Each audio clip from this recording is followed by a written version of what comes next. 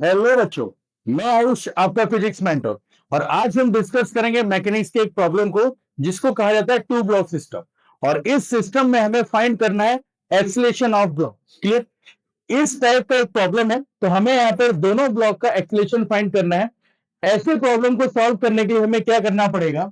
सबसे पहले दोनों ब्लॉक को एक सिंगल ब्लॉक की तरह बिहेव कराना हो, और जैसे सिंगल ब्लॉक की तरह बिहेव होगा हमें अप्लाई करना पड़ेगा न्यूटन का सेकंड लॉ।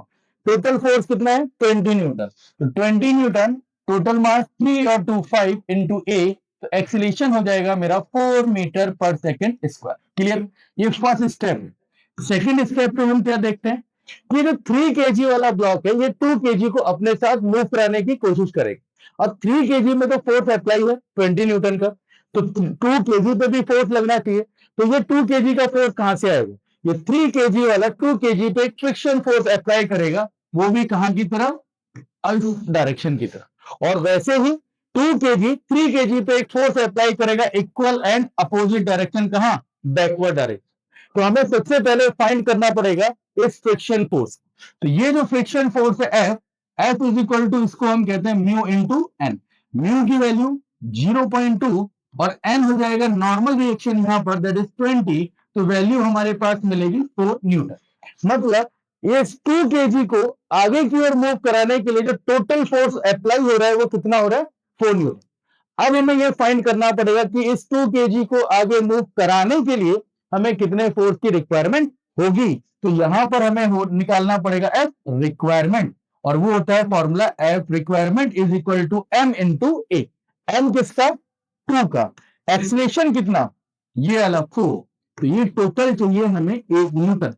तो रिक्वायरमेंट है 8 न्यूटन, लेकिन एप्लीकेबल कितना हो रहा है? 4 न्यूटन का। तो यहीं से एक कॉन्सेप्ट आता है कि अगर एफ रिक्वायरमेंट ज्यादा है फ्रिक्शन फोर्स से, तो उस कंडीशन पे बॉडी अलग अलग मूव होगी। और अगर एफ रिक्वायरमेंट कम होता है फ्रिक्शन फोर्स से, मतलब फ्रिक्शन ज्यादा है रिक्वायरमेंट कम है, तो बॉडी हमेशा क्या होगी? साथ साथ मूव करेगी। क्लियर है? अगर ये सिचुएशन बनती, मतलब 8 न्यूटन की जगह सपोज यहां पर 3 न्यूटन का रिक्वायरमेंट फोर्स होता, तो वो फोर्स फ्रिक्शन से कम होता। उस कंडीशन पे दोनों बॉडी एक ही डायरेक्शन पे मूव करती और नेट एक्सीलरेशन कितना होता? 4 होता। लेकिन यहां पर क्या है?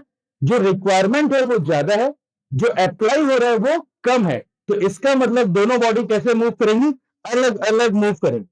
और जब अलग अलग मूव करेंगे तो एक्सीलरेशन भी हमें अलग अलग निकालना पड़ेगा। जैसे ये बना हुआ है, तो फर्स्ट ब्लॉक के लिए एफबीडी 2 kg, फ्रिक्शन फोर्स कितना एप्लीकेबल है?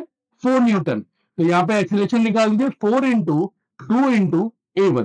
तो ए1 इज इक्वल टू जाएगा 2 मीटर पर सेकेंड स्क्वायर। इसी तरह थर्ड में आ जाइए, 3 kg का यहाँ पर है, तो 20 इधर एप्लीकेबल है।